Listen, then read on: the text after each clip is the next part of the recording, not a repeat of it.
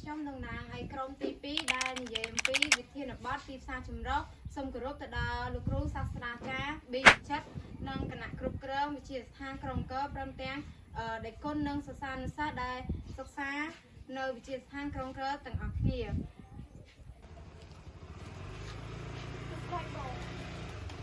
ងគុំធ្វើអីគង់អានឲ្យមេរៀនដែលបង្រៀនឲ្យលោកគ្រូសាស្ត្រាចារ្យប៊ីវិចិត្រមុខវិជ្ជាទីផ្សារចម្រុះអ្វីទៅគឺជាទីផ្សារចម្រុះទីផ្សារចម្រុះគឺជាការរួមបញ្ចូលជាតិនៃសមាជិកសំខាន់ៗដែលគេធ្វើទីផ្សារដែលគេស្គាល់ច្បាស់ពីទៅថាបំពេញ PS មានដូចជាលទ្ធផលទីតាំងការផ្សព្វផ្សាយតម្លៃមនុស្សនិងដំណើរការនិងបរិស្ថានវិវត្តជាថ្លៃបងសុំជួយដល់ដល់បងដោយសារខ្ញុំនៅលោកគ្រូមានខុសថាទីផ្សារចម្រុះហ្នឹងនៅទី2តាតែទី2ហ្នឹងមានអីខ្លះ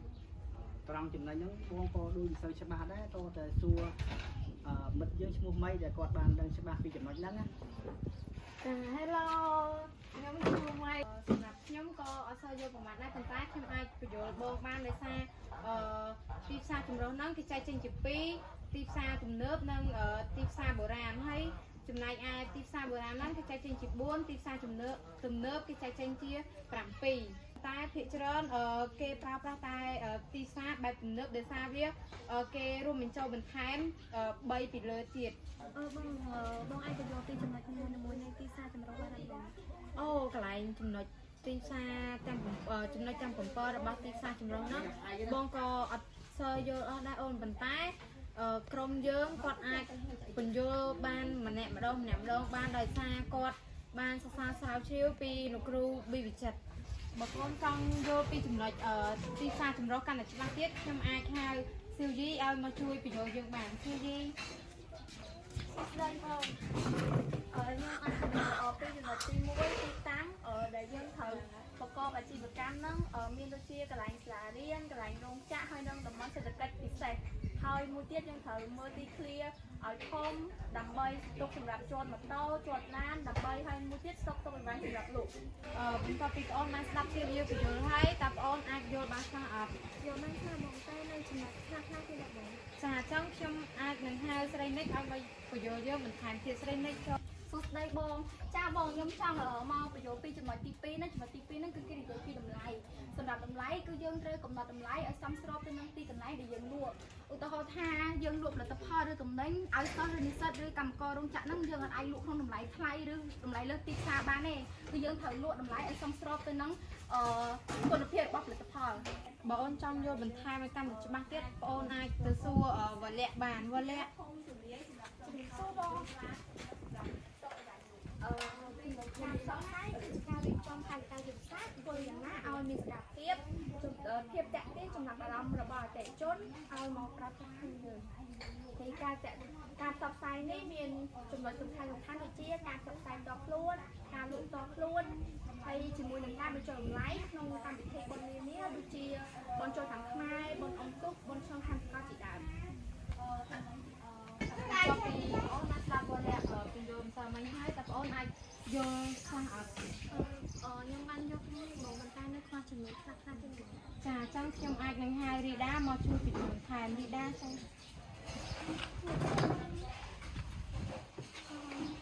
ញុំមាននេះដែរខ្ញុំមកបញ្យល់ពីចំណុចទី4អំពីផលិតផលគឺសំដៅទៅលើវត្ថុណាមួយដែលអតិថិជនមានតម្រូវការឬមួយក៏ប្រជាជនត្រូវការជាប្រចាំថ្ងៃហើយផលិតផលនេះដែរយើងត្រូវជ្រើសរើសផលិតផលណាដែលមានគុណភាពល្អនិងមានតម្រូវការរបស់អតិថិជននិងប្រជាពលរដ្ឋក្នុងការរស់នៅដែលគាត់ត្រូវការ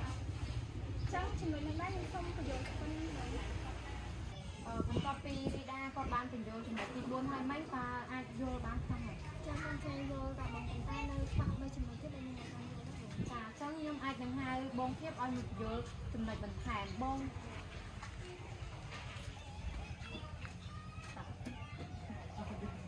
ខ្ញុំនឹងបញ្យល់បន្ថែមពីចំណុចទី5គឺដំណើរការនេះគឺក្នុងនេះគឺស្អីលើ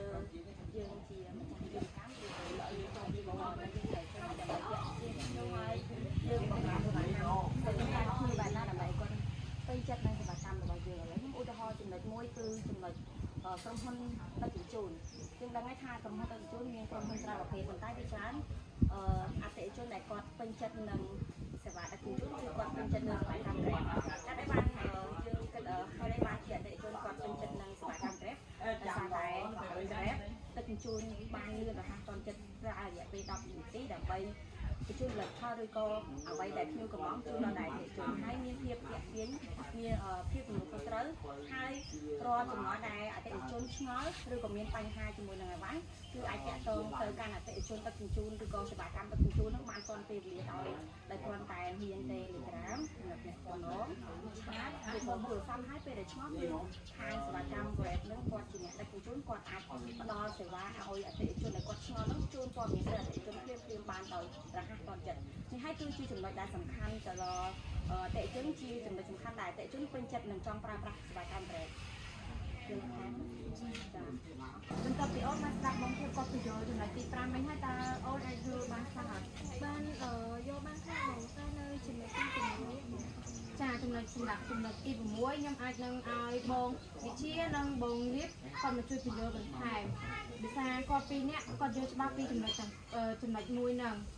បងវិជានិងបងលៀបចូលមកជួយបញ្យល់គាត់តិច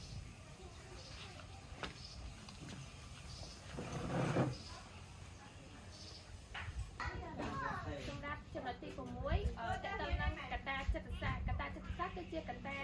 យើងអាចមើលឃើញក្នុងប្រទេសដែលវាអាចចិត្តអតិថិជនក្នុងការប្រើប្រាស់ឬសាកល្បងផលិតផលឬសេវាកម្មដែលយើងបង្កើត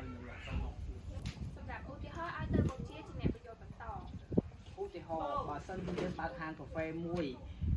ដែលដូចគាត់លក្ខណៈបុរាណដែលខុសប្លែកពីហាងដទៃដែលគាត់ភិជាចូលចិត្តតែ design ខាងផ្នែកទាន់សម័យក្នុងន័យនេះយើងដាក់រូបភាពដូចជាវាស្រែនិងព្រៃភ្នំដែលមានលក្ខណៈជាបុរាណដែលធ្វើឲ្យអតិថិជនពួកយើងចូលចិត្តហាងកាហ្វេដែលបុរាណដែលយើងបានបង្កើតឡើងបន្ទាប់ពីអូនមកស្ដាប់ចំណុចទី6ដែលបងវិជានិងបងលៀបបញ្យល់តើអូនអាចយល់បានខ្លះអត់ខ្ញុំបានយល់ខ្លះខ្លះបងប៉ុន្តែនៅចំណុចទី7បងចាសម្រាប់ចំណុចទី7ខ្ញុំនឹងហៅបងតៃនិងបងលៀបឲ្យគាត់មកជួយបញ្យល់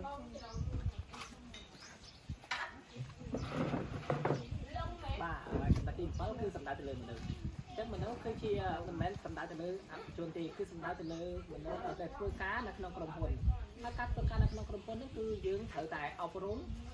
ហើយនឹងបង្ហាត់បង្រៀនគាត់មុននឹងចូលធ្វើការអញ្ចឹងនៅក្នុងការធ្វើការនៅក្នុងក្រុមហ៊ុនគឺយើងតែងតែជួយគ្នាទៅវិញទៅមកចេះយកអាសាគ្នា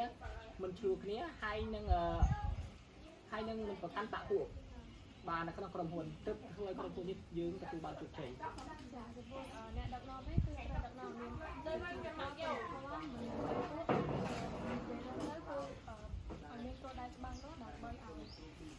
ក្រុមហ៊ុននោះទទួលបានជោគជ័យមួយទៀតកត្តាមនុស្សនេះគឺមានសារៈសំខាន់ផងដែរបើសិនជាបុគ្គលិកមួយមានលក្ខណៈជាសាមគ្គីភាពឬក៏បុគ្គលិកមួយ